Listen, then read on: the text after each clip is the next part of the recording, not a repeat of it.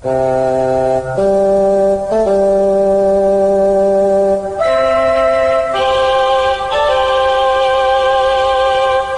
Geeks, Two Beers.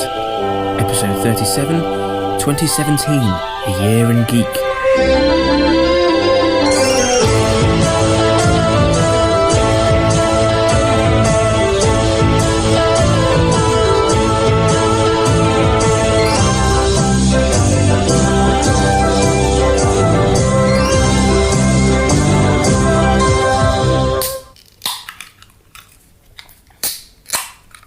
Without incident. Cheers. Cheers. Well, hello. Welcome to a Two Geeks, Two Beers special. It's episode 37, where we take a geeky gander back at the year that was. It's our 2017 rundown, the year in geek. As I was making my notes for this episode, I was like, can we put that in the background, or is that like, infringement? I don't know. Yeah, so we didn't think of doing this in previous years, but I feel like it's a good idea. We should look back at the last 12 months. A nerdy retrospective. Yeah. Well, I'm Morgan, and joining me is a pal for all seasons. It's Tom. Hello. All right. Yeah. Good year in general. Or? Yeah. Lots of changes, lots of things going on. Yeah. Not as depressing as last year, I don't think. In terms of, it's been quite depressing. It's been quite a depressing year. Not as bad. It's in a different way. Yeah. Just continuing the theme from last year. Yeah. Well, on that point, to the beers. Yeah. Because that's what gets us through. Mm-hmm. So I'm pretty proud of this one. Yeah. Because we're doing a year in geek, or kind of retrospective. It's like, well, what do you have for that? What we have is apparently one of the beers of the year. Yeah. Which, with my accent, is not easy to say. According to the Independent. This is the second best beer of the. Not the best. We couldn't the get best the we best. could find. And that was within our budget. Yeah. It's number 2. It's Magic Rock Inhaler Session IPA, which I have a fondness with because I carry an inhaler with me. Nice. Yeah. Waste. Apparently, Magic Rock is a brewery with its finger on the booze pulse. This drink is super fruity, super ripe, super juicy, and super drinkable. Breathe it in. Cheers. Now, if I was going to drink the second best beer of the year, that's what it should taste like. That is ripe. Yeah. Well, 2017, of course, saw the Women's March against Donald Trump, rising tensions between the US and North Korea, a royal engagement, the discovery of a new species of orangutan. Didn't know that. Yeah, I know. I was like, surprised. Sounds like they found a new one. But we're not going to be talking about any of that. No, we're going to be debating the real hot topics. I'm not talking about Prince Harry at all. Afraid not, mate. Oh, no, okay. That's another podcast. Okay. Tom and Morgan's showbiz sidebar. Showbiz countdown. That's coming. Our showbiz sidebar podcast is coming in 2018. No, we're going to be talking about the real hot topics here. Can the Doctor be a woman? Was Logan really better in black and white? And just how bad was Henry Cavill's CGI face in Justice League? Spoiler. It's pretty bad. Pretty fucking bad. Yeah. Now, before we get started, I just want to say these are our own personal highlights and indeed lowlights of the year. Sort of related to what we've talked about in the past in our show. And yeah. The sort of thing you can imagine us talking about. But, and I'm gonna break with tradition and say, so if we've missed anything or anyone off, send us a tweet. Yes. 2geekscast on Twitter. Or an email to let us know. podcast@twogeeks2beers.com. If you think there's anything that we should have included, let us know. So January. So January the 1st, Sherlock Series 4 launched on BBC was One. that this year? To an audience of over 11 million. We went to the cinema to see that, didn't we?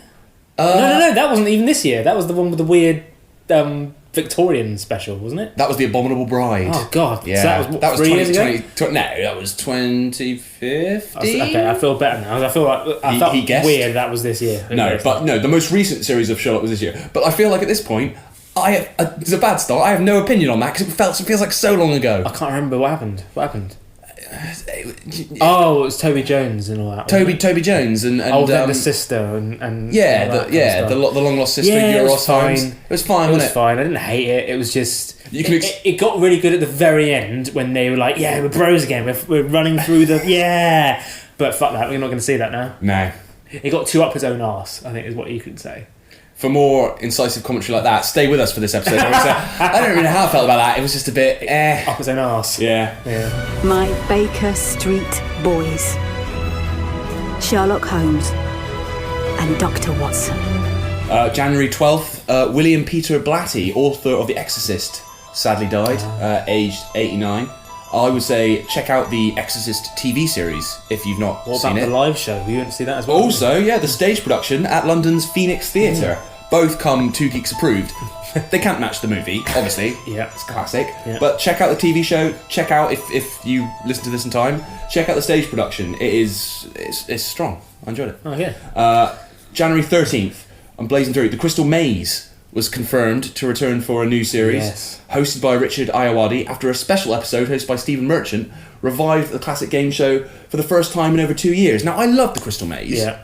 I haven't watched any of it. I haven't watched any of the new stuff. It was one of those things where, when it was first announced and everything, and when they brought back the experience you can go and try out yourself, it was like everyone loved it. It was doing really well. Like everyone was obsessed about it. But then when it actually came back on TV, it was like, oh, is it back? Is it? No. Yeah. But it was. I watched a couple, and it is fun. And he is bloody brilliant. If anything, I prefer him to Richard O'Brien. That is controversial. Honestly, he's obviously Richard O'Brien is incredible, but he brings something different to it, and I think it works. Do not let yourself out. This is my one job. It's my one job, Richard. It's super. Get in there. Don't deny me the... Please, this is the only thing I'm receiving a fee for.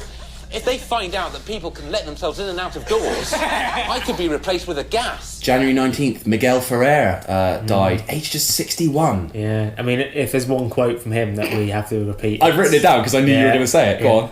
War, it's fantastic. Yes, his classic quote from Hot Shots Pot Deux. Let's just hear him do it properly. War, it's fantastic. His breakthrough role was as OCP Vice President Bob Morton in the original RoboCop. He also has another great line in that where he's talking to RoboCop as he's being built, and he says, "You're going to be a bad motherfucker." The way he delivers that line is so good. Bad motherfucker. Again, let's hear the real deal. You're going to be a bad motherfucker. January 20th, I've just put this in for myself, saw the release of Triple X, The Return of Xander Cage. Was that this year? Yeah. We love that. It was made for us. That was a film no one in the world No. was looking forward to as much as me in particular, because we both love our Fast and Furious movies, but I have a particular affection for the original Triple X. Yeah. I had genuinely been waiting 15 years of my life for that film. It was every bit as ridiculous. Vin Diesel has far too much power.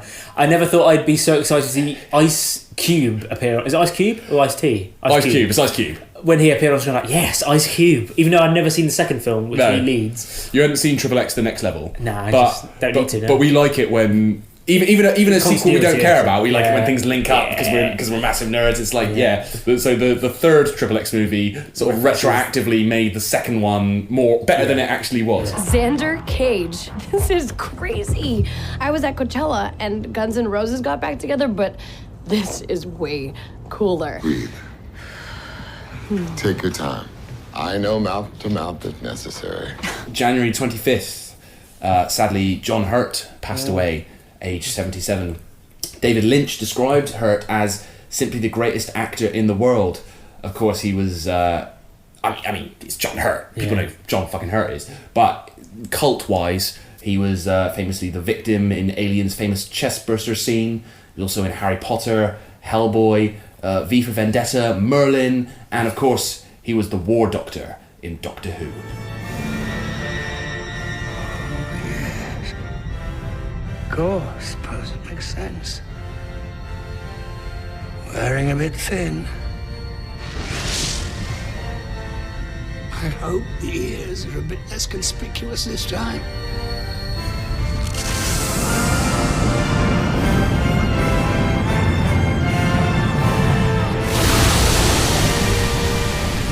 I do really like that you pause it and you do briefly see Eccleston's face. They did make an effort. There's a little bit. There's a little bit of Eccleston. There's a hint of Eccleston there. Yeah. And then another Doctor Who moment, a big one to cap off the month. January 30th, 2017, Peter Capaldi announced his decision to leave Doctor Who. His decision? At the end of the year. Officially. On paper, it's his decision. You bow out after this series? I will, yes. Oh, really? This will be the end for me. Wow, how do you feel about that? I feel sad. I love Doctor Who. It's a fantastic programme to work on, and it's been a huge pleasure to work with a family Really, I mean, I can't praise the people I've worked with more highly. But I've always been somebody that did a lot of different things. I've never done one job for 3 years. This is the first time I've done this. And I feel it's sort of time for me to move on to different challenges. This will be the end for me. Peter, man, breaking my heart. Yeah. So, on to February the 2nd, Chris Marshall announces he'll be leaving BBC One's laid-back Treat Death in Paradise, sparking rumours that he will replace Peter Capaldi as the new Doctor Who. I know, for a good most of the year, people were assuming that was going to happen. Total nonsense. Yeah, where did that happen? Why? Because, I think, simply because of the proximity of those two events. The fact that Peter Capaldi announced he was leaving, like a couple of days later, Chris Marshall announces he's leaving his big hit show. Well, clearly he must be segueing into Doctor Who. I felt really bad for Chris Marshall because everyone was like hating on him. Everyone was like, oh, another white guy. I'm like, it had nothing to do with it. I'm literally just living my life. Imagine Chris Marshall sit there and going, I'm not actually up for it, guys. Just, yeah. Ardlo Hanlon, very good. Just saying. Good replacement. You're a fan of Ardlo? Good Death in Paradise fan, I am. Yeah, I'm looking forward to it. And you, well, I want to get out there my thing, which is I want them to do. Oh yeah. So like the Three Doctors. Like the Three Doctors. So Doctor Who fans will know of the Three Doctors, where William Hartnell, Patrick Troughton, and John Pertwee all team up. I want them to do the Three Detectives with, this is so niche, but with the Three Detectives from Death in Paradise. So you could have Chris Marshall returns, teaming up with Ardlo Hanlon's third detective. But you need like a videotape. But in Three Doctors, William Hartnell was too ill to participate in studio recordings, so he was only in it through little clips on a screen. So you could have Ben Miller has recorded like some tapes, and they watch it. For my future replacement. Exactly, and it could be the same. It's the Three Doctors. If nothing else, just do it for a comic relief special. The Three Detectives. I'd be well up for that. Come on, I think that's a great idea. February the 5th, 24 Legacy. That sort of came and went. I told you, didn't I? You did. I told you when we made the 24 episode. I was like, Yeah. no one will care. It will be one season wonder. No one will give a shit. Totally right. You were right. Yeah, it's not often it happens, but you were it does right. happen every now and then. February the 7th, Battlestar Galactica star Richard Hatch. Oh yeah. Sadly passed away. I was lucky enough to speak to Richard Hatch back in 2014. The recording is not of the best quality, but I have a transcript here. Yeah. At the time, there were rumours, as always there are, of another maybe Battlestar Galactica movie or something along those lines. And Hatch said, "I don't think this story has been fully explored. It's a never-ending plethora of dramatic possibilities. There's a vast dramatic topography to explore, and the audience can't get enough. They're hungry for more." Glad I did that interview. First of all, obviously, to speak to Richard Hatch, but secondly, to be introduced to the phrase "a vast dramatic topography." I don't think I'll ever use the word topography. In Topography. a sentence. Yeah, unless I'm reading it out like you just did. Maybe you should. maybe you should. February 8th, Legion, the mind-bending X-Men spin-off, starring Dan Stevens, launched on FX. I went to there was a launch for that in London, and I went to it. I didn't really know what it was all about, and it was just bonkers. Much like the show. And then Jonathan Ross came to make it look like he was there for photos later on the next day. Yeah. But he turned up for 5 minutes and left. But probably got paid £1,000 to do that. You turned up for free, mate. Yeah. Who's the real mug? Oh yeah. What's it about? I don't get it. So is it in the same continuity as the film? So complicated. Is it too boring to even say? You can leave it if it's too boring. No, I mean they've sort of said it is, but they've sort of said it isn't. X-Men don't know what they're doing. X-Men doesn't know what it's doing, but I mean they've rebooted the X-Men franchise within the same franchise, within the same film, about 3 times already. It can be if you want it to be. Oh, right. If you want it to be, has it been a success this show? Yeah, it's been renewed for a second season, and they actually brought in a classic X-Men villain, the Shadow King, in the first season. It was actually a pretty interesting watch. February the 10th, 2 very different movies hit the multiplexes. The Lego Batman movie, which was a lot of fun. Perfectly fine. Really enjoyed it. Yeah. Certainly the best Batman movie we've had in a long time.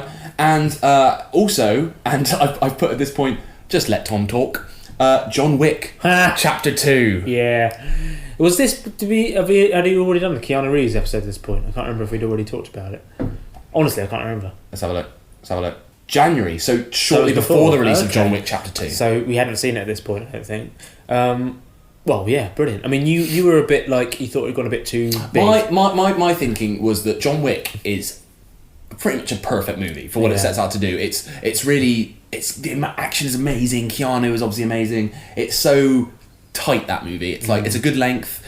like everything about it, like from the way the action's choreographed to the plotting, it just rockets along. And I felt like John Wick 2 was, they went, make that again, but have a bit more money. And so it was brilliant, but it was a bit flabby and a bit too big and a bit too silly. And it's going to get even bigger with the next films that come out. And all that but that's me like saying. All that being said, I had a great time watching John Wick 2. It was a lot of fun. Very well made, and he's brilliant in it. And I remember at the time, like I was meant to interview that for a while. There was like an option for me to interview Keanu, and I was like, "Oh my god, it's incredible! I could retire tomorrow." And at the last minute, it got cancelled. And I ended up interviewing Chad Stahelski, whatever his name is, the director, and he was great. But it's not what I wanted. I wanted Keanu. It's not what you wanted. Yeah. I'd like to see the manager. How good to see you again so soon, Mr. Wick. Shall I announce you? Yes, please. I'm sure you might get onto it, like all the scandals we've had this year of like sexual abuse and all this, and men being horrible. Wasn't planning on getting onto it. Go on. But I'll mention it now then. You know, Spacey and everyone else. But then, like at the time, everyone was like, "But Keanu's really nice," and it was like a whole story about how Keanu just took a girl on a date and it was really great. Well, there was a response to all the horrible stuff that's been happening in the news of. Anyone got any nice stories? Anyone nice celebrities? And Keanu is famously, I think we talked about it in the Keanu episode, famously nice. And I'm trying to think who it was now, but someone singled out Pierce Brosnan and was like, Bronholm's a great guy. Like, yes. February 25th, sadly, Bill Paxton passed away. Age just 61. That's no age. We did a tribute for him in one of our. We did a full tribute in a previous episode, but of course a cult icon from his roles in The Terminator, Weird Science, Aliens, Predator 2, Twister, and Agents of S.H.I.E.L.D. more recently. Cheers, Bill. On to March. March 3rd brought us Logan, which was Hugh Jackman's final outing as Wolverine. Still haven't seen it, mate. That's shocking. That is shocking. It didn't appeal to me at all. Right, we'll get onto this. So it was his final outing after playing the character in 9 films over 17 years. It chronicles the character's final days in a dystopian, not too distant future, and his relationships with the young clone, X-23, and Professor X, who is not quite in possession of all his faculties. Why didn't it appeal to you? And I know why, because I felt the same initially. It just looked really wanky, for one. It's weird because I'll interrupt you just because I haven't actually seen Logan. You watched the black and white version. Logan Noir. Fuck me. Which, if anything, is even more wanky. I think it's weird because on one hand, you know, I've said before in the James Bond episode, I really want them to do just one-off films that stand outside of like franchise continuity. But with this one, they didn't really explain what it was properly, and it annoyed me. They never really said, treat this as a completely one-off thing. It's still Hugh Jackman and Patrick Stewart, but just it's nothing to do with the other. They didn't explain it properly. So you go there thinking, is it still, it's not explain what it is, and it annoys me. Having said all that, it's really good. It's really good, mate. You've got to watch it. I'm sure you will like it. It's really good. It's really well made. It's just too confusing, the X-Men franchise now. It's just like, I don't have any interest in it. Take it as a standalone. Yeah. It's really, you've got to watch Logan, mate. The guy telling you to get back in your nice truck. Go play okie dickhead somewhere else. Hey, Carl. It looks like Mr. Munson hires some muscle. Looks that way. He's a friend of mine. Friend with a big mouth. I hear that a lot. And you probably hear this too. More than I'd like. And you know the drill. I'm gonna count to 3, and you're gonna start walking away. I got rights to this one. 1. I have a lawyer now. 2. 3. You heard, boss? You know the drill. Get the hell out of here. It's really in black and white or colour. Well, maybe we'll do it together because I want to rewatch it in colour just to see what I missed. You know when a film's reached wank levels, when certain film critics are like, it's totally much better in black and white, It's the same with fucking Mad Max. Fury Road. It's a really good film, but it's so much better in black and white. Oh, fuck you. Something so wanky.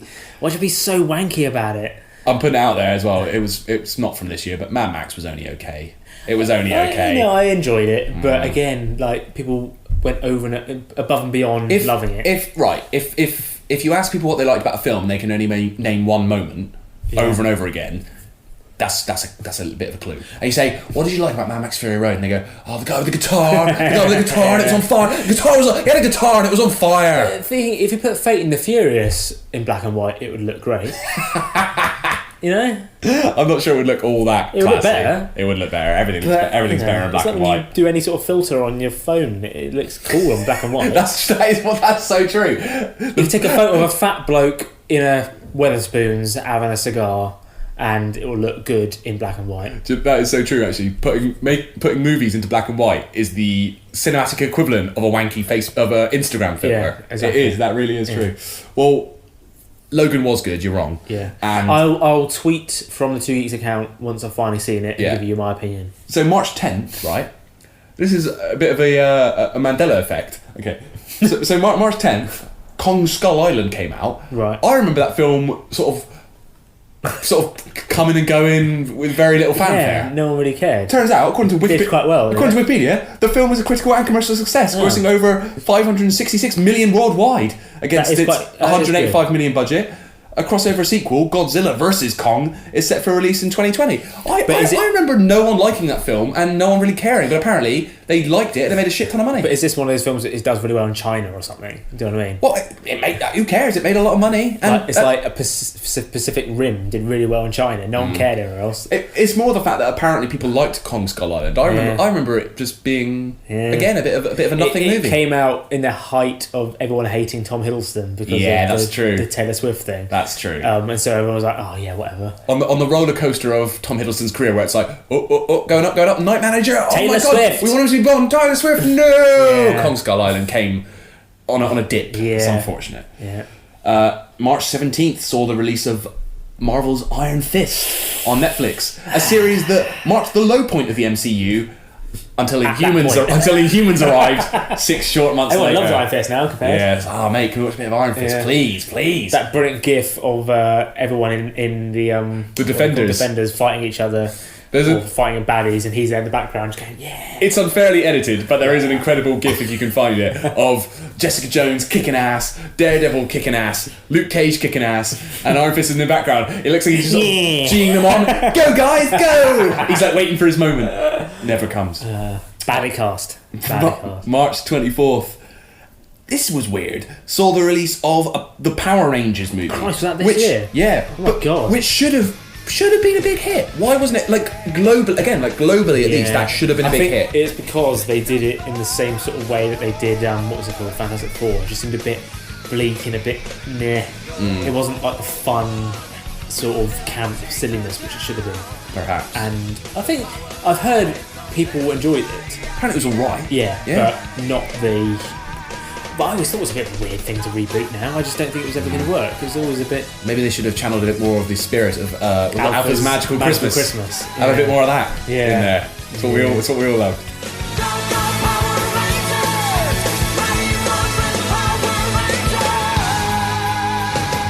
April 15th saw Doctor Who return to BBC One for its 10th series. Yeah. Shut up. You know I love it. Why would you do that? Why would you shit on Doctor Who? You know I love it. I haven't seen it. I can't comment. And this was a particularly strong series. Peter Capaldi's final series also saw Pearl Mackie join the cast as new companion Bill Potts. I'll tell you what, let's just pop into my box. Your box? What could it get in your box gonna do? What an extraordinarily long and involved answer this is going to be. How do we stop it getting in? We're trapped in here. Nothing gets through these doors. They're made of wood. They've got windows. No, this is hard to believe. I know you're not exactly a sci-fi person. Time and relative dimension in space. TARDIS, for short. You're safe in here. You're safe in here and you always will be.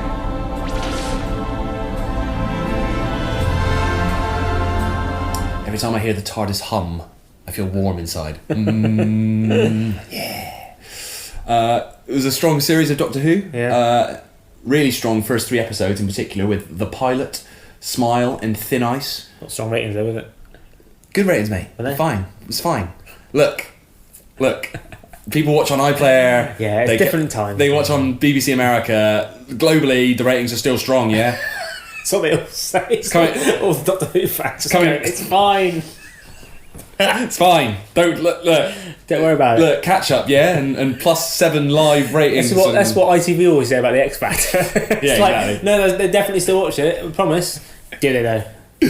We've talked about this before, and this will probably get cut. But you know that thing of how what the ratings apparently are is only actually dictated by 5 people. I know, like a bloke in Grimsby, and so old-fashioned. Do you think there'd just be a way now where it would be automatic? But I always have these theories about because it's so what they do is they extrapolate. So it's it's so nonsense. So it's if these 3 people are watching it, we're going to multiply that to mean 3 million. Bollocks. It's not quite that extreme, but what if those 3 people fucking love the X Factor and no one else in the country is watching it? What if that's true? And so it looks like these shows have huge ratings, but actually it's just weirdly with that sample audience. We're putting a lot of trust in a handful of people being highly accurate with their. Because they literally have to write it down. Yeah, in a little book of what they've been watching. You've made that up. You don't know that. Oh no, it is how it happens, pretty much. And if I had the job, I know that I would just be really lazy and I wouldn't fill in everything. Yeah. The amount of times you flick do they get through, paid? They must get paid. I think so, but if we flick through, how often do you do that? You're not going to go, oh, I watched Channel 19 for 5 seconds. You're not going to put that in, are you? So actually, Doctor Who's ratings are fucking enormous, really huge. Mammoth. But that bloke in Grimsby's not watching. He doesn't like Doctor Who. No, he's like you. April 15th. Sadly, Clifton James passed away, age 96. Best known for his role of Sheriff J.W. Pepper alongside Roger Moore in the James Bond films Live and Let Die and The Man with the Golden Gun. That was a bizarre decision. What's that? J.W. Pepper. To have his character in it, not only once but twice. He was such a hit, they brought him back. And all he did was just be in the wrong place at the wrong time. Bizarre. Yeah. That's one of the weirdest things about James Bond history, I reckon, his role. He had a great line in Live and Let Die, though, when there's this big boat chase action sequence and Bond has destroyed everything, as he always does. And he says, "What are you, some kind of doomsday machine, boy?" It's a good line. All right. Strong line. Yeah. What are you? Some kind of doomsday machine, boy? May 5th saw the release of Guardians of the Galaxy Volume 2, the 6th highest grossing movie of the year, making $863.5 million. As we record this episode, at least. As we record this, we'll get on to why all of these box office numbers are bullshit at the end of the episode. I enjoyed it. I loved it. Yeah, it was great. I had the same problem with that I had with John Wick Chapter 2. In that first film is so good. Yeah, you never know. It ticks every box. Guardians 2 is a bit bigger. Yeah. A bit sillier, a bit flabbier. It's not quite as tight. It doesn't quite nail it in the same way. But I remember us sat in the cinema and there's the final sequence set to Cat Stevens' father and son. Yeah. And there's just like multicoloured fireworks going on, and you were just sat there going, "Look at the colours! Look at the colours, Morgan! You would never see these colours in a DC movie. Look how bright and shiny and fun it is. How drunk was I? Look at the colours." I remember you literally going, "Look at the colours." I felt like I was high or something. It also had Mr. Blue Sky in it, which is always a good Mr. Blue Sky was a great opening as well. You were high on the joy that was Guardians 2. Yeah. May 12th, Alien Covenant came out. Yeah, that happened. Divided audiences, but actually had mostly positive critical reviews, apparently. Yeah, fans were less impressed, but critics generally liked it. I prefer the fans, mate. I want to hear what they have to say about it. We are the fans, mate. We're the voice of the fans. Yeah. It did all right at the box office overall. Again, the global box office kind of saved it, but it didn't do that well in the US. Kill it. End it. There's no point. No one cares anymore. You've ruined it. Like Terminator, you've ruined it. You've gone too far. You've had more shitty films than you've had good films now. True, but it's always maybe not with the Alien franchise, but generally it's always great when the creator comes back. It's like people are still excited now for the next Terminator movie because it's like, oh, Cameron's coming back and Linda Hamilton's coming back, and sometimes that works, sometimes it doesn't. Arguably with the Alien franchise, Ridley Scott came back and it was like, yeah, Prometheus, mate. May 21st, Twin Peaks returned. Yeah, still not watched a single second of Twin Peaks of any era. Really? So I'm useless. I think you'd hate it. I think you would. Is it too wanky? Is it too like? It's ambiguous. It's ambiguous and oblique, mate. Does the latest season have a conclusion to what's going on? Well, it ends. No, but does it at least conclude what happened in the previous incarnation? Yes. Yes. Yes. It does. It does reveal what happens at the end of. So famously, season 2 of Twin Peaks ends with a cliffhanger. Yeah. How's Annie? Ends with a very famous cliffhanger. Yeah. Twin Peaks: The Return. Admittedly, I've seen all of classic Twin Peaks. I've not seen any of The Return. Oh, right. But from what I gather, it does resolve a lot of what was left hanging by that. But opened up. Oh my god! So yeah, it ends on such an ambiguous note. It just, I don't know. I mean, this is coming from someone who loves Lost. This is the thing. I know.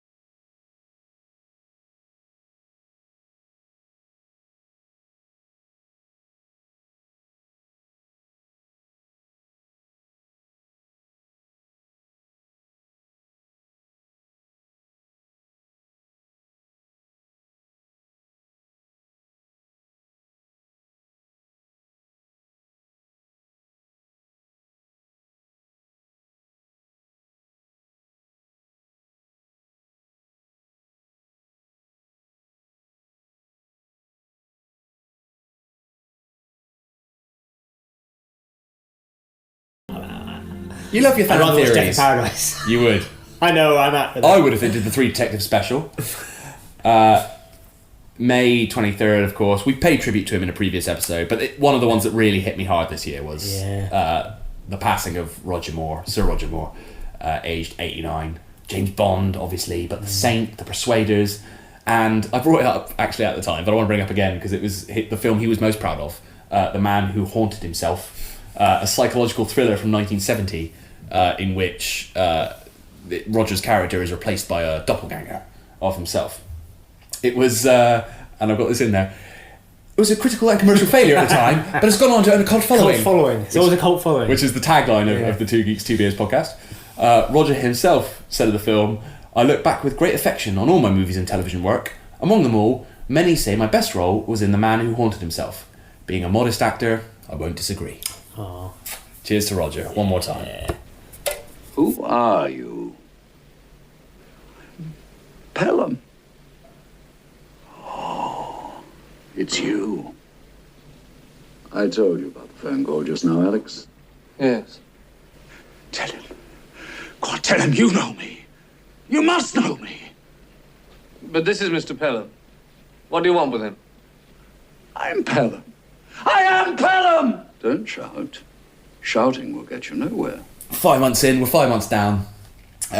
June brought Wonder Woman, of course, the 7th highest grossing movie. I feel like of I'm the being year. useless because I've just not seen these these big movies. I've just not seen Wonder Woman. Why have you not been to the cinema this year? I don't know. I guess I feel like I feel like Marvel is Man United and I support Marvel. Yeah. DC is Man City and I just don't care. Right. And so it takes a lot for me to. I got burnt once with Batman vs Superman. I'm out. Fair. But I've heard good things about Wonder Woman. I'm up. If I have to see one, I'll choose Wonder Woman.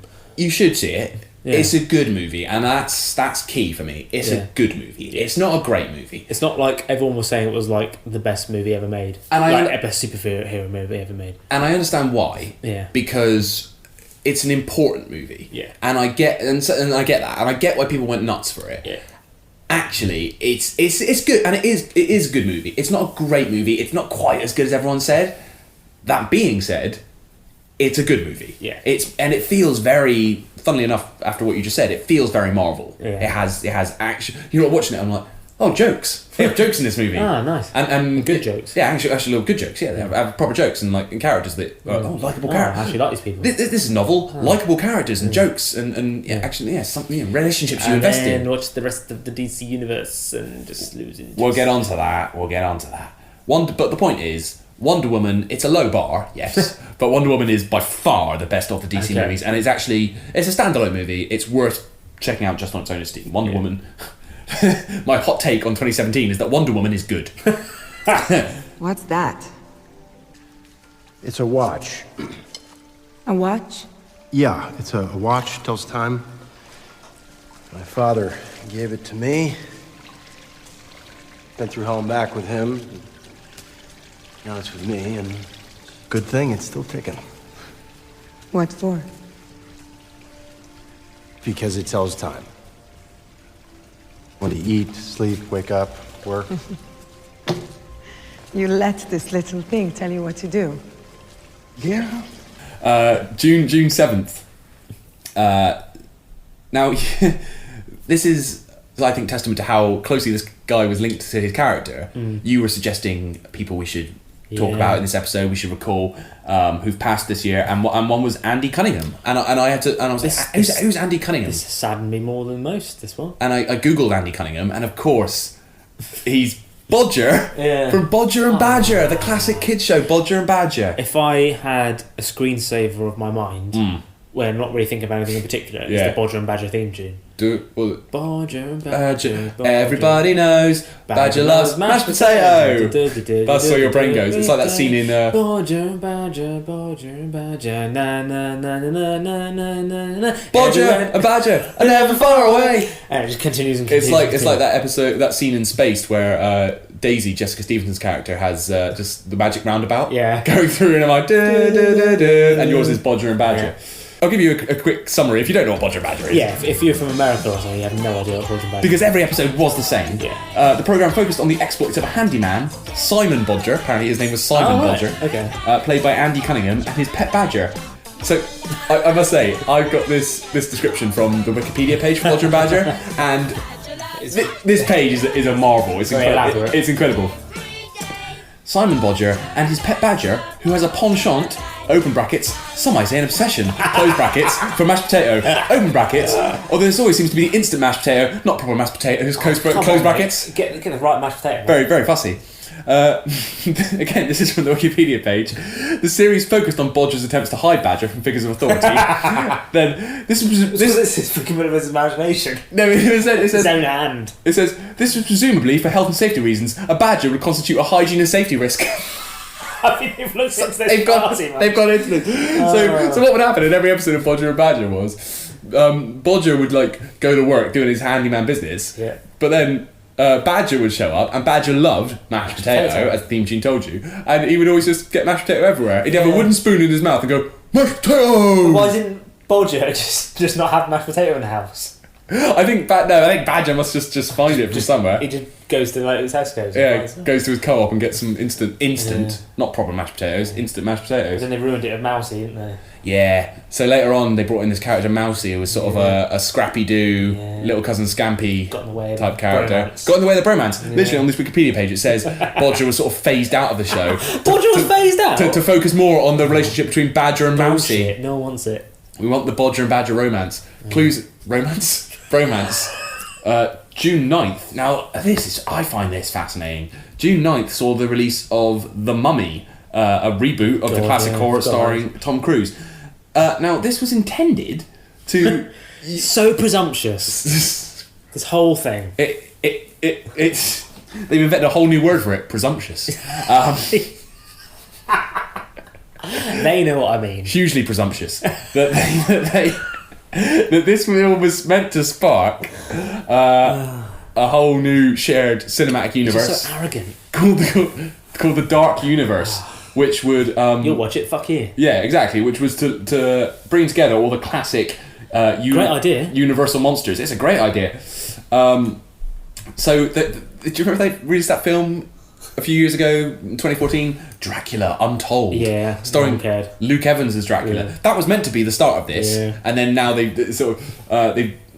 it says, since the film's release, the connection to Dark Universe was downplayed because they were like, don't worry about that Dracula movie. Don't worry about that. But they should do now because Luke Evans is big now. Everyone loves Luke Evans now after beating the Beast. He's a big deal. Yeah, bring it back. Bring it back. Well, I mean, they haven't officially cut it out, so they can sort of Luke Evans is hot property now. They can push it back. So this shared cinematic universe was meant to have a film starring Johnny Depp as the Invisible Man. Yeah, they were going to do a remake of Bride of Frankenstein coming out in 2019 with Javier Bardem as Frankenstein's monster, Angelina Jolie as the Bride of Frankenstein.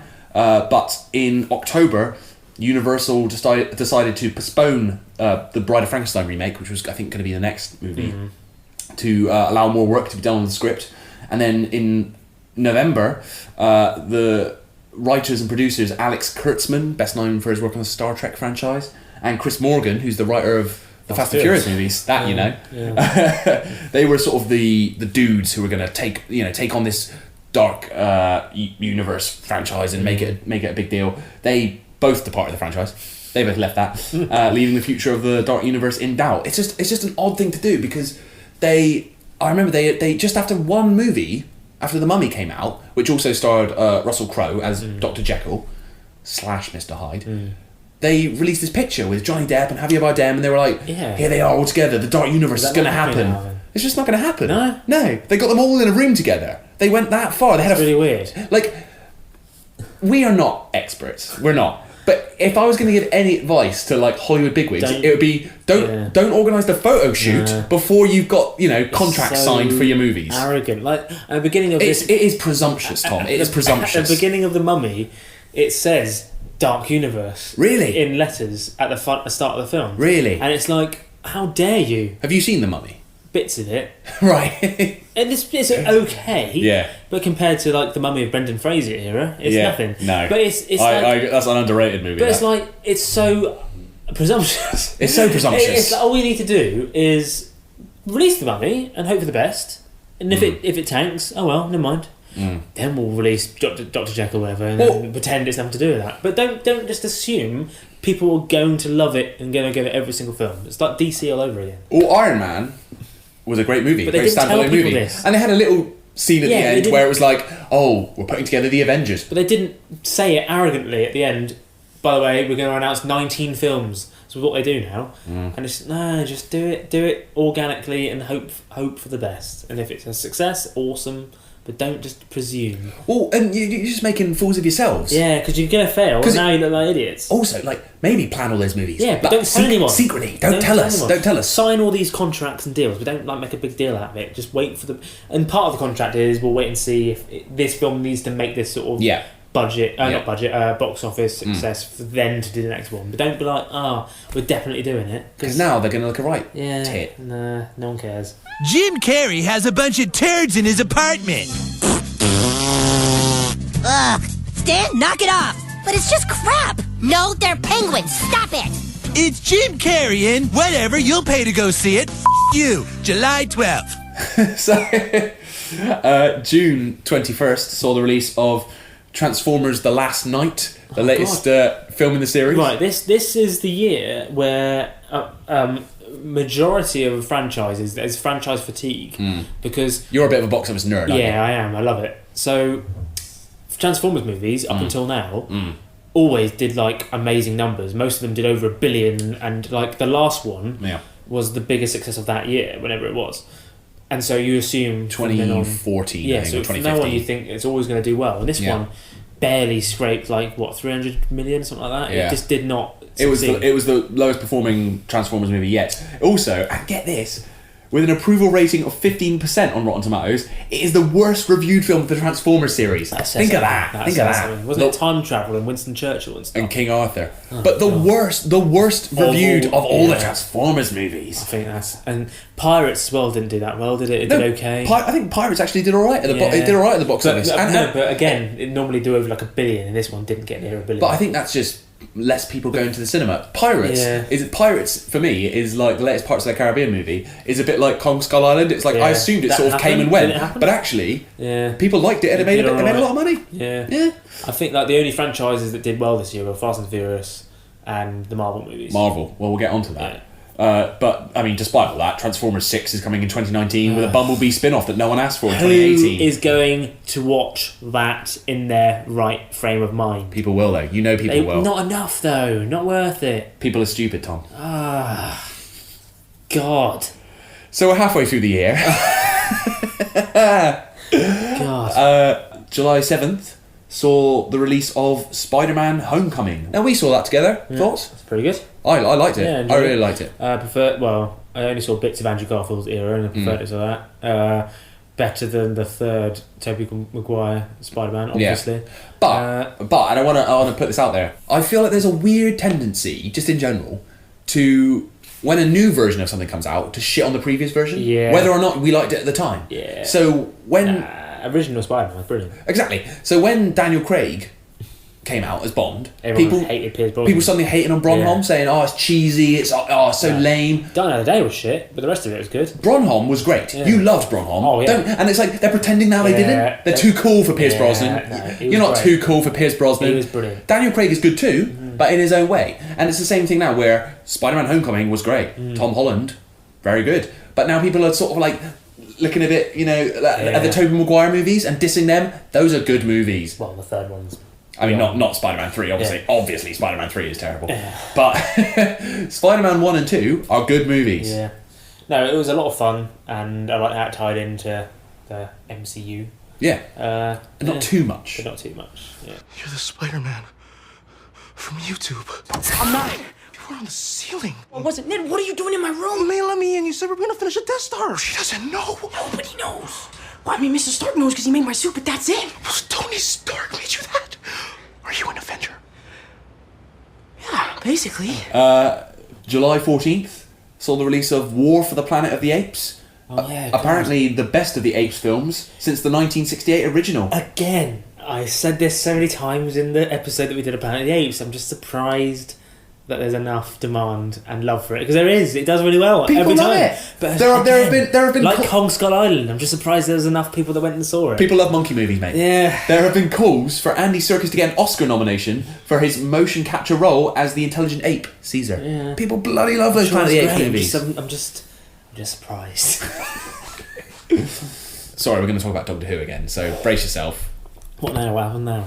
What do you think happened? Oh, the big news. The big news. Big news. July 14th, a BBC One trailer revealed that the identity of the actor playing the 13th Doctor in Doctor Who would be announced on the channel, obviously, naturally, following the 2017 Wimbledon men's singles final on July 16th. If you're going to announce Doctor Who news, you're going to do it in the middle of a sporting event. Well, this is the second time they've done that, because they FA Cup final, wasn't it? Yeah, it was the FA Cup final the year before, and they played a little trail for the new companion. Yeah. Now, if you were to draw a Venn diagram of Doctor Who fans and football fans, it'll be you. It's me waving. Yeah. You know the little bit with the two circles. Me, I'm there going, hello. Yeah. It's just me. I'm pretty sure it's just me. It's very strange. So I'm happy with it. I'm like, I'll watch the FA Cup final. Oh, great, Doctor Who. But even this time around, you don't like tennis that much. No, I'm not a big fan of tennis. So it's like, even I'm out of this. Is it trying to attract me? Is that what they were trying to do? Maybe they're like, oh, Tom likes Wimbledon. Let's get him involved. Really weird. So anyway, on July 16th, 2 days later, Jodie Whittaker was announced as the 13th Doctor and the first woman to play the role. The trailer revealing the identity of the new Doctor was watched by 4.6 million viewers. The announcement that a woman... Again, I'm reading this, but I like this. The announcement that a woman will take up the role is broadly welcomed. The news is greeted with a mixed reception from two actors who previously portrayed the role. Oh, dear.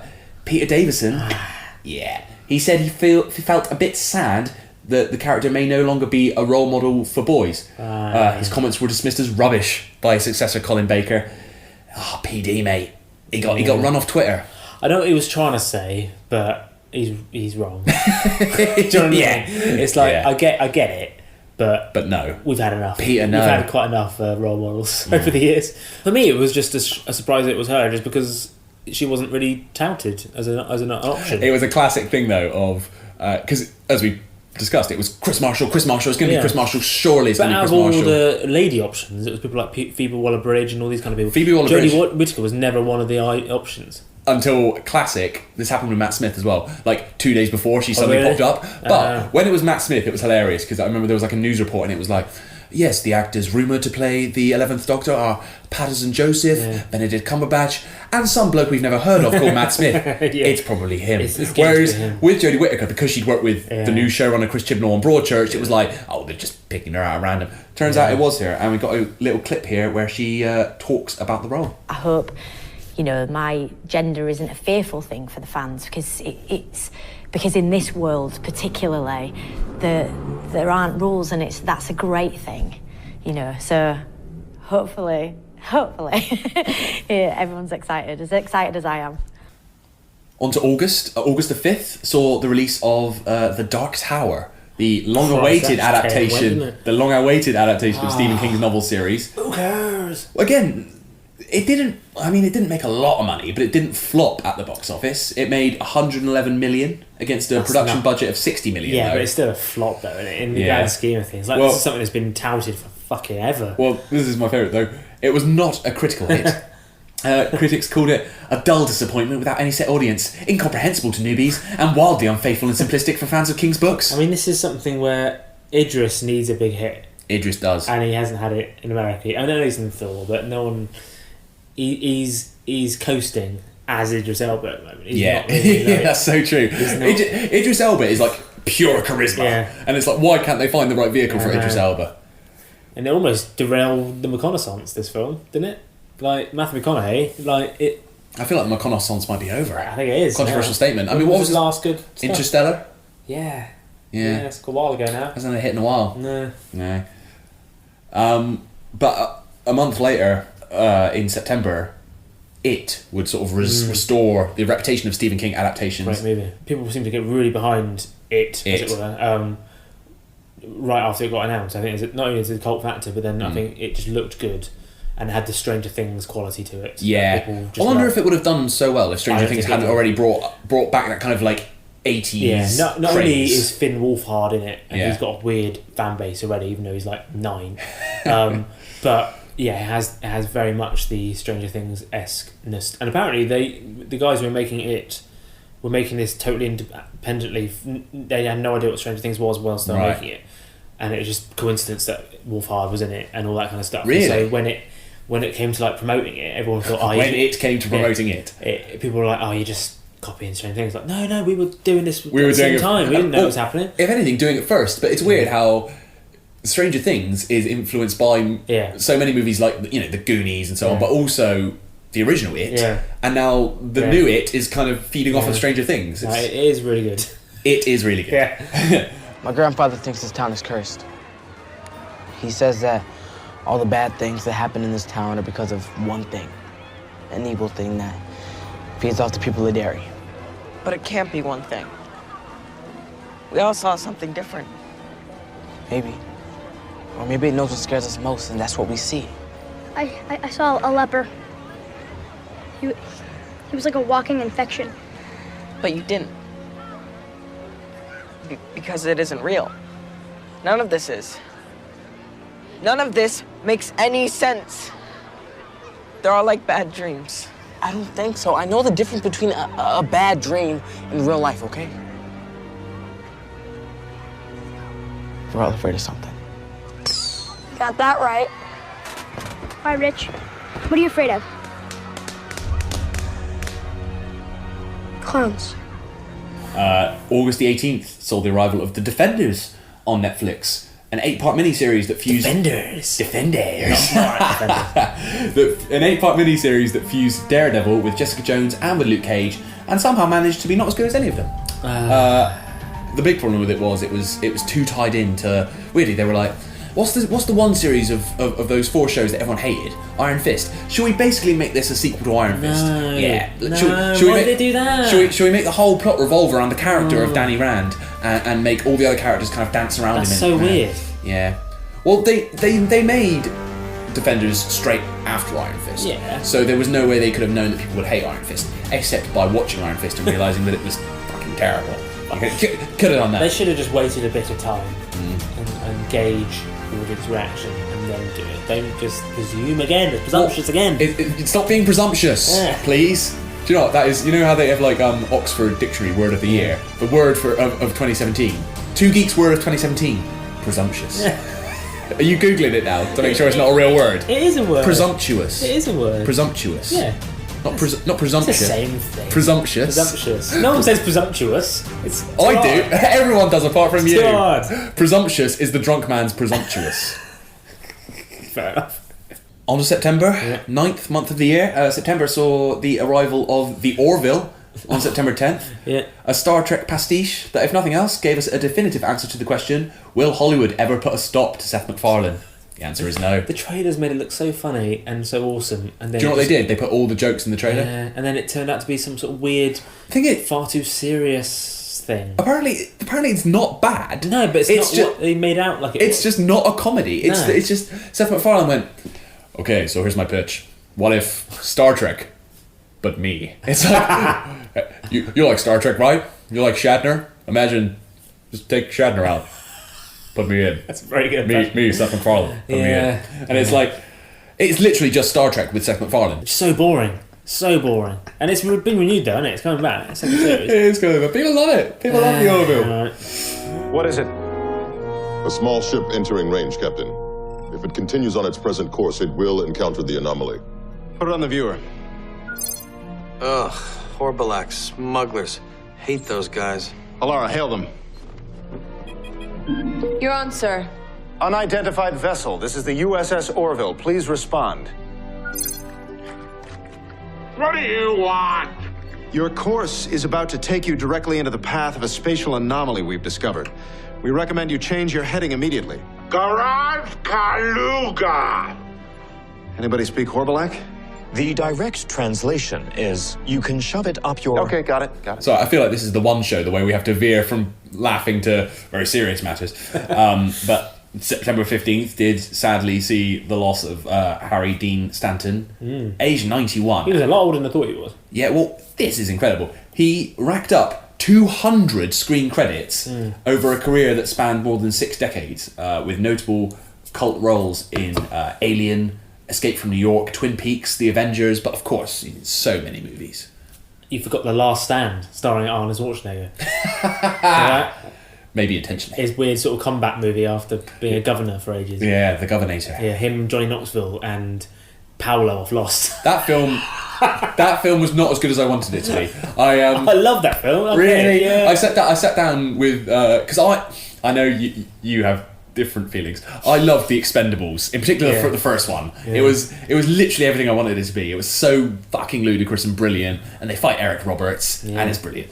And then I was like, yes, the classic, because we went through a period of, again, this is a diversion. It's probably going to get cut, but this episode's overrunning as it is. But we went through a period of, obviously, the 80s, you had loads of great action movies, and you had to, and they were proper old school action movies.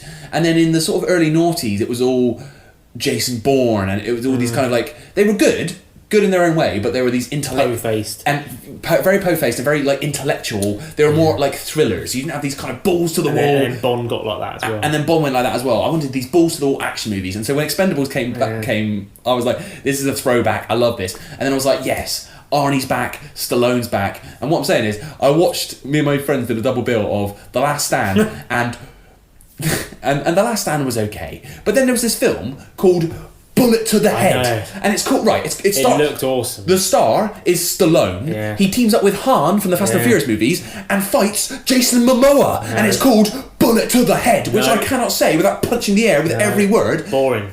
Terrible movie. So boring. Stallone and Han fight Jason Momoa. Bullet to the Head. Not as bad as Escape Plan.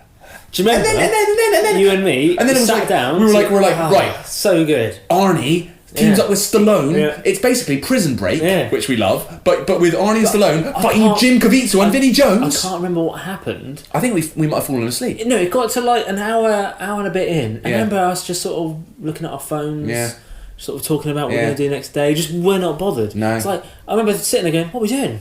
Yeah. And then, aren't they making a second? Or has that already come out? No. Escape Plan, which had, looking at it, actually a great cast. Stallone, Arnie, Jim Caviezel, 50 Cent, Vinnie Jones, Vincent D'Onofrio, and Amy Ryan. It's a great cast. It came out in 2013 to, minimal reaction from anyone. But weirdly, it's getting not one, but two sequels. Two sequels. Fiddy's back. Stallone's back. Dave Bautista is sort of the Arnie replacement. But they're making yet a third movie as well. And you're talking to people who enjoyed Rise of the Foot Soldier 3. Loved it. We had a great time. Yeah, I don't want an escape plan 2. No. Maybe it'll be better. Maybe it'll be like, they know they fucked up on the first one and they'll... because we also love, go back and listen to the episode if you don't believe us. We love freaky franchises. We love franchises that aren't big blockbuster franchises, like Rise of the Foot Soldier, that are just weird little franchises that have like 6 movies, and it's like, how did that happen? And so maybe Escape Plan is one of those. Maybe it will turn out to be a little delight. But based on that first movie, can I just say that Rise of the Foot Soldier 3 it is diabolical, but one of the most fun films I've seen all year. Underrated. Yeah. If we thought we could get away with it, if we thought anyone would listen, we would do an entire episode dedicated to the Craig Fairbrass sort of cinematic universe, the British cinema oeuvre of Craig Fairbrass. Yeah, but no one would listen. I think no one would download that we'll episode. Record a conversation we have about it one day, and just have it on our own iPods. Yeah, we won't release it. It will just be our own little special thing. Yeah, just for us. September 24th, Star Trek. Star Trek was back with Star Trek Discovery launching on CBS All Access. And Netflix in the UK. It's alright. Yeah. Do you know what it is? Because I'm not like, neither of us are the world's biggest Star Trek fans, but if there's a good Star Trek movie, we'll check it out. Yeah. It's a good sci-fi show. It's very heavily influenced by like Game of Thrones and that kind of thing. It's trying to be dark and miserable, and it's a good sci-fi show. The cast are great, the writing's decent, it looks great. I don't know if it's a good Star Trek show. That's what Enterprise. Do you know what my guilty pleasure is though? What? The theme tune to Enterprise. Faith of the Heart by Russell Watson. Oh God, I forgot he did that. I've got faith of the heart. Nothing's gonna bend nor break me. It's like if the new Star Trek series had Alfie Boe and Michael Ball team up for the theme tune. Don't pretend you wouldn't love that. Do you know what would happen? What? So I'd love it if Michael Bublé, sort of similar style to Alfie Boe and Michael Ball, teamed up, trio. Bublé, Ball, Bow. Bublé, Ball and Bow. Yeah. Mums would love that. I mean, mums across Bow the country. and Ball are already killing it in their Christmas charts. They really are.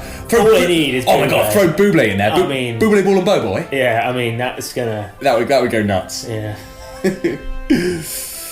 Then Russell Watson's at the side going, guys, can I come in? Nah. Sorry, no Russells. Sorry, Russell.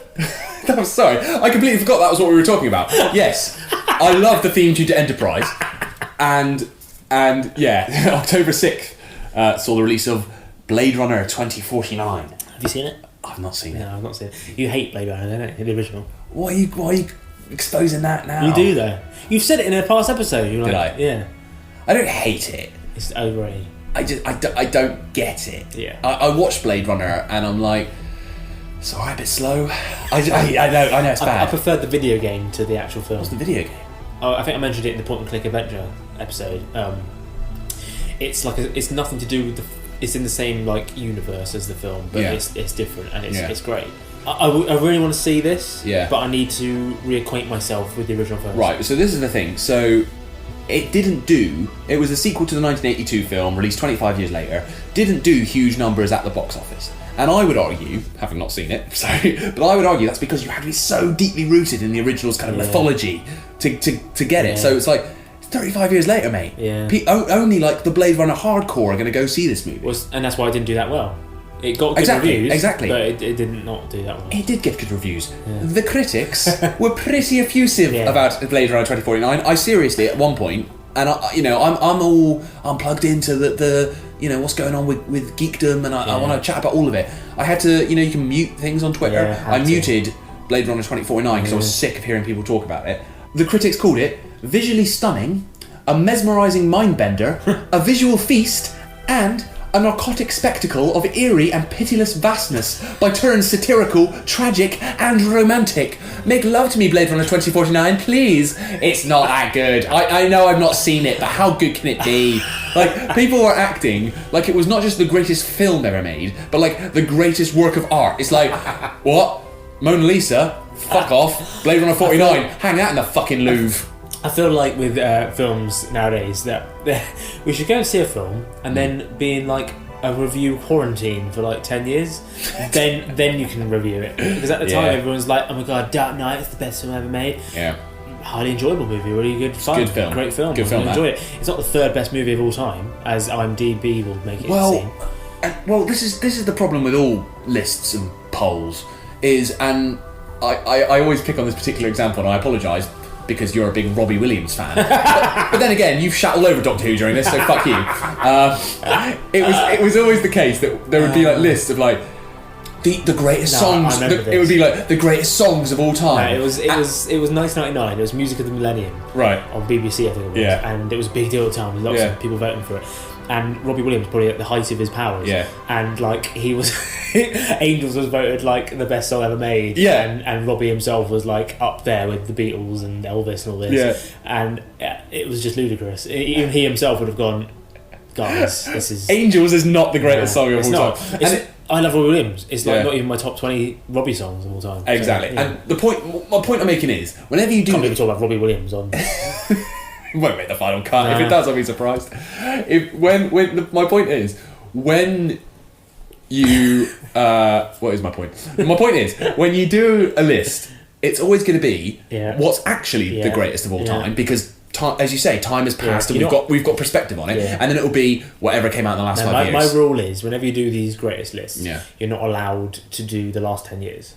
You're not allowed, right? Because it hasn't. You don't have enough perspective. It hasn't got enough legacy. No, and that's what I like about the Rock and Roll Hall of Fame in America. Yeah, you have to wait. It's always like 25 years since earn your stripes. You have to have released your first thing 25 years ago or more. Then you can be considered for the Hall of Fame. Yeah, fair enough. Now this is baffling. So apparently, October 20th saw the release of Leatherface. What? A Texas Chainsaw Massacre prequel starring EastEnders veteran Sam Strike in the title role. Now, I remember... Do you remember when this was announced? When did this come out? Like, October. This year. I don't think this is a real film. Well, at least it's not official canon. It can't be. It is, but I do not remember this film coming out. Did it come out in the UK even? I don't remember. I don't remember this film coming out. But called Leatherface. But there was no buzz about it in the US at all, even. I think this is a low budget, accidental, I don't know. Accidental. They didn't even mean to make it. Complete fluke. And November the 3rd saw the release of Thor Ragnarok. We have nothing to say about Thor Ragnarok because, as of recording, we're seeing it in a couple of weeks. We are seeing it in a couple of weeks. It's pretty poor. Yeah, it's pretty poor. Moving on. Yeah. November 17th saw the release of The Punisher. Now I'm 4 eps into this as we speak, as we record, because do you know what? That's the normal pace at which people watch television. I saw Punisher came out on November 17th, which was a Friday. Yeah. Bear in mind, when most people are at work. I know I was.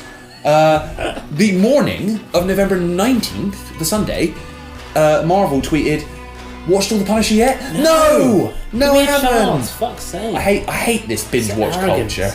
It's so presumptuous, isn't it? It's so presumptuous that I would have watched all of the Punisher by that point. It's like the only way most people could have done that is to have done nothing else. 13 hours. Yeah. Like get up, watch the Punisher all day, and it's like, no, I haven't binged yet. Don't make me feel bad. Yeah. Hurt. So that's my hot take on the Punisher. No, it is good. John Bernthal reprises his earlier role from Daredevil and the vigilante Frank Castle. The critical consensus says a Rocky Stark can't keep the Punisher from pushing the boundaries of Marvel's TV universe with a fresh take on the comics-derived action thriller. Cool. The Punisher is good. Less good also came out on the same day, actually, November 17th. Oh God, here we go. Justice League. You've not seen it because apparently you've not been to the cinema this year, I haven't apparently. Which hampers this episode slightly. I have seen Justice League, although I did go and see a showing of Dirty Rotten Scoundrels of all things. So I've seen that at cinema this year. Brilliant, but I haven't seen Justice League. Here's the pulse. Yeah. Here's your finger, far from the pulse, jammed straight up your ass. So I saw Murder on the Orient Express. What? You're not. The other day, me and Tom were sat on the tube. This is a true story. We were sat on the tube and we walked by and there was a poster for Daddy's Home 2. Yeah. And you were saying, it costs so much to go to the cinema. It costs Why would you like £15 of all the films to see. Why would you go see Daddy's Home 2? Yeah. You have not seen any of the important movies of the year. Nah. Yeah. Got no excuse. Got nothing. How was Murder on the Orient Express? All right. Yeah, it was perfectly fine. Yeah. Enjoyable. All right. I'm not going to be talking about that. We're talking about Justice League, which I have seen. It's not a good movie. It's certainly not a good movie. It's a film, isn't it? But do you know what it is? It is trying. It's like... But it's too late. Sorry, you've missed it. You've missed it. Yeah, but they are trying. Nah. It's like... Nah. It's, you're ruthless. My whole opinion on this is nah. Next. I'm going to go see Murder on the Orient Express, mate. Honestly, you'll have a much better time. Guaranteed. I'll have a better time watching Daddy's Home 2. No, that's too far. That is too far. I don't care. But right. You have to respect that they're trying. They are trying. Whether or not it can salvage the franchise, they're trying. No, you can have a go at them. If they're gonna make Justice League, I'm defending it more now. If they're gonna make Justice League, they might as well at least try. Yeah, but it's Zack Snyder, isn't it? Zack Snyder. I just feel like he's the wrong man for and it's too late now. You fucked it. You fucked it. Right. So the thing is with Justice League, it's shit. It's shit. No, it's not great, but it does. It's just so rushed. The whole thing is so rushed. They've been trying to catch up so desperately with Marvel that have gone, let's do a Justice League movie and introduce Cyborg and introduce Aquaman all at once. It's really shit. And unfortunately, Zack Snyder couldn't finish the movie. No. So Joss Whedon had to come in and finish the movie. Yeah. And the end result of that is it's just a like Frankenstein's monster horror movie. It's a hodgepodge. It's neither a Zack Snyder movie, which is not necessarily a good thing, but it would at least be its own thing. Yeah. And a Joss Whedon Justice League movie would be its own thing. The movie we've got is a bit of both, and it's not really gonna please anyone. But having said that, like, is it better than Batman vs Superman? Yes, okay. And that's key. It was fine. You just have to. I feel like you have to respect it for trying a little bit because you can't be saying like, oh, Batman vs Superman is joyless and there's no jokes. They tried to have jokes. They weren't funny jokes, but they tried. Is it still that miserable colour? No, that's the thing. Tried that. We say, oh, it looks dull. They've turned up the colour. Hue. Yeah, the hue.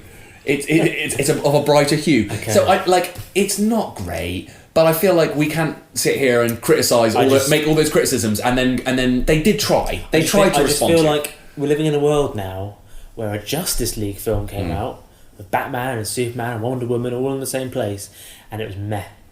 We're living in that world now where that's happened, and in my opinion, if that's happened, you're not allowed to do an Aquaman and Cyborg movie. Well, sorry, I think they should allowed. They should pack it in. It should end now. Yeah. You tried, you failed. Bye. Do you know what I mean? Carry on Wonder Woman as a separate franchise if you want, because that was alright. Yeah. But nah, you failed it. Sorry. You didn't even go to see it, so clearly they failed. Yeah. Bye. Bye, Felicia. As they say. Ruthless. I don't know. How many of you are there? Not enough. I just feel like, like with the Amazing Spider-Man series, they tried 2 films. It did actually quite well at the box office, it did right. But because the consensus was meh, they were like, fuck it, cancel it. It's embarrassing to cancel it, but we're going to cancel it nonetheless. And I feel that's what they should do with this. Yeah. I think try again in 2 or 3 years. I wouldn't be surprised. I wouldn't be surprised if they do. Yeah. Who's going to see Cyborg? Who's going to see Aquaman? Yeah. It'll do moderately okay, but if Justice League did, But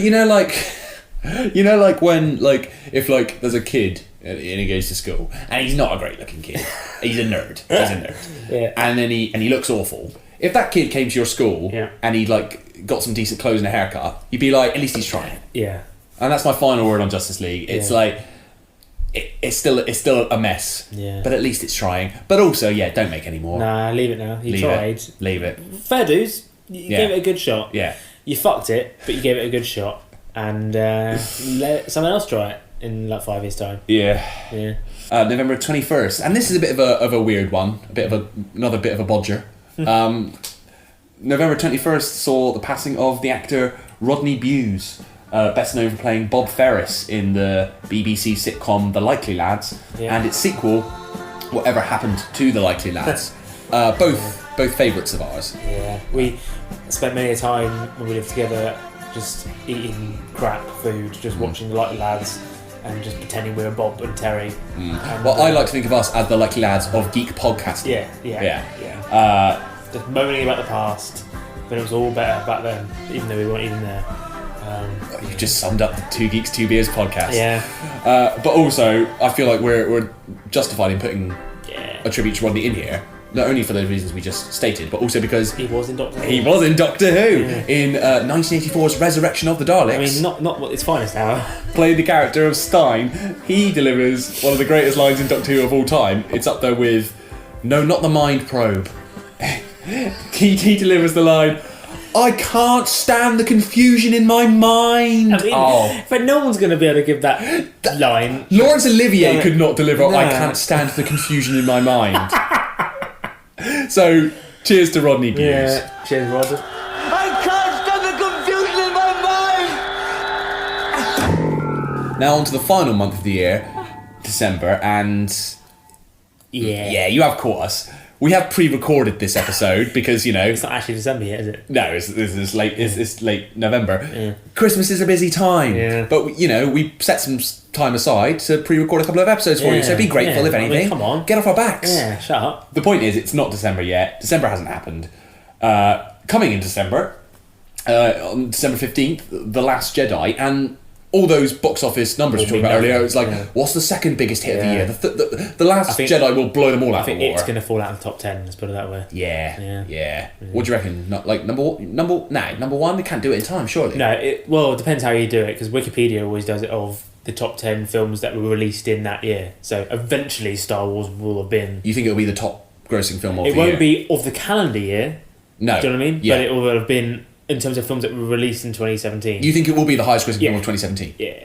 Interesting. December 20th brings us Jumanji, Welcome to the Jungle. Now before... stupid time to release it. I know, just after Star Wars. It's a summer film though. It's a summery film. Yeah. And also it may well be a waste because I thought you were about to go off on another one of your rants about... my title worry, like what it used to be called. Well, it just used to be called Jumanji. Yeah, and bollocks. It's like Ghostbusters all over again. But this film, I don't think anyone was really looking forward to this movie. They were like, the trailers don't look great, and no one really wants a Jumanji where it's a video game. Apparently it's alright. Yeah. Early reviews have come out, apparently it's alright. It's just not a Christmassy movie. Release it in the summer. Yeah, agreed. So if you're listening, guys, push it back. Yeah, don't release it now. 6 months. I know it's only a couple of weeks away, but leave it. Push it back by 6 months, yeah. And then, of course, December 25th, Christmas Day, we'll see Peter Capaldi at last. Sounds like I'm excited for it to happen. I'm not. No, he will leave Doctor Who. So we'll see Jodie Whittaker, everybody. We will see Jodie Whittaker's arrival also on Christmas Day in the special Twice Upon a Time. So that is it. Mm-hmm. That was, I think, the longest Two Geeks recording session of all time. I'm exhausted. Yeah, but this is hopefully you've listened to this when it's like, I don't know, it's that crimbo limbo as they call it. Like between Christmas and New Year. Yeah. You've got nothing better to do. Ideally, you sit in your pants with a load of Pringles or whatever. It's Christmas leftovers, just having a great time listening to this sort of shit. Ideally you're drunk. Yeah, drunk. That'll make it more went passable. by really quickly. And, Also, you've got to cut this down. There'll be so much of this you'll never hear. Can we just say that pre-cutting, this is over 2 hours long? Yeah. You can get it down to 90 minutes. I'll try my best. Yeah. So that is it though. That is the end of our rundown and the end of Two Geeks, Two Beers for 2017. Any final thoughts for the year? Just wanted to do a shout out to my favourite moment of the year. Favourite moment of the year? Viral moment of the year. Yeah. Getting a bit down with the kids now. Go on. It's Cat and Dairy. the Irish family that had a bat caught in their kitchen. Yeah, it's by far the best thing I've seen all year. So I just wanted a quick snippet of that, really. Catch him, Dairy! Get him now, quick! Marie, will you get away from the door? It is sheer joy. Oh, so good. You can quote every line from that. It's like, it's making a mockery out of your boy. Was it? The dog's pissed himself. How would you blame him? Catch him, Derry. I mean, this is audio, so you can't. If you've never seen that, it is essentially an Irish family, and that guy doing all the voice there. Yeah, he's like. Have you seen him? He's like 25. He's like best. I thought he was like in his 60s or something, but no. It's just an Irish family. A bat has got into their kitchen, and and Derry, his dad, is just trying to get rid of it. And get him now, quick. Catch him, Derry. And it's just absolutely hilarious, and every line is quotable. So, yeah, that's my highlight of the year. Do you know what? That might be the best thing to come out of 2017. Yeah, I think it is. Oh, dear. Yeah. Catch him, Derry. Bigger towel, that's it. Get him now, quick. Get him. Oh, fuck it. God, Derry. Oh. Marie, will you stop looking in the door? Oh. Jesus. Catch him, Derry. Catch him! You're doing great! You're doing great! Just... That's it. Oh! He nearly got it that time. Nearly! No, he's still flying around the place. Quick! No, he's there. He's making a mockery out of you, boy. Will you get down off this? Take off them shots. The dog's pissing! Dad, the dog's after peeing! Oh, for... Maureen, you're no help behind the door. Well, yeah, that is it. But join us in the new year for, we're going to give you a little tease now, episodes on Predator, Bruce Lee. We're going to do another special episode all about Bruce Lee and his cinematography. No? Filmography. There we go. and you're going to do one of your favourites. BTTF, Back to the Future. Back to the Future. Yeah. Yes. So look out for those and much more in 2018. Now, another year has gone by and you've still not subscribed to Two Geeks, Two Beers. What are you doing? Yeah. Subscribe, give us a rating, give us a review on iTunes, please. Make it your New Year's resolution. You can also listen to all 36 of our previous episodes, including our recent Christmas special, on iTunes or wherever you get your podcasts, and on our website, which is twogeeks2beers.com. And please head over to our social channels at Two Geeks Cast on all of these, Facebook, Twitter and Instagram, for lots of social goodies. Do you think we'll join Snapchat in 2018? Nah, we will never be on Snapchat. It's a fad, mate. We will never be on Snapchat. You can also send us an email. Again, it's podcast@twogeeks2beers.com. Send us your own highlights of the year and suggestions for topics you'd like to hear us cover in 2018. Now, to play us out, I've got something a bit special. We talked about how, Peter Capaldi's, the end of his era, is the end of his Doctor Who era. He's making his exit on Christmas Day. Did you know that Peter Capaldi used to be in a punk band? No. He was the lead singer and guitarist in a punk rock band called the Dream Boys. No relation to the stripping outfit. That's not a good name for a punk band. That's like the opposite of what you want. And the drummer was comedian, actor and talk show host Craig Ferguson. Oh, amazing. They were great mates and they were in a punk band together called the Dream Boys. Here from the Dream Boys, it's a little bit sort of Buzzcocks-esque. I actually quite like it. This is Outer Limits. Amazing. So, Happy New Year. Happy New Year. Cheers, mate. Cheers. That's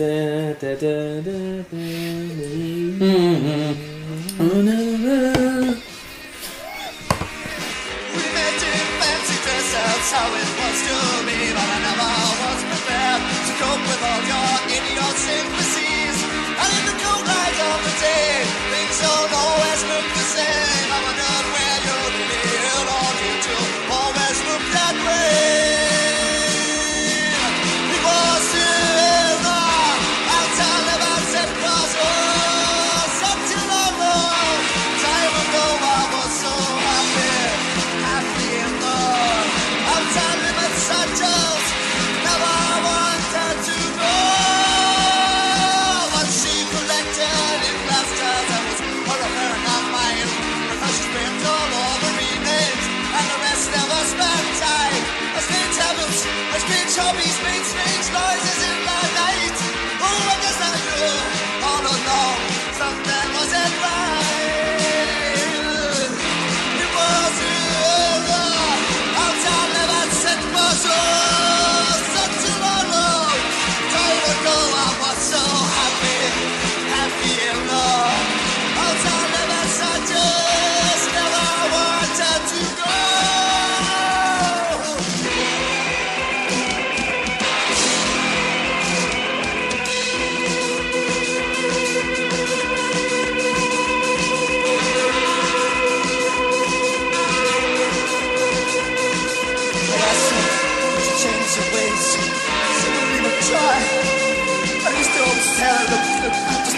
ordinary guy. But then they caught up, they questioned me, but if I had to testify, but I used to always tell, I'm just a regular guy, yeah, yeah.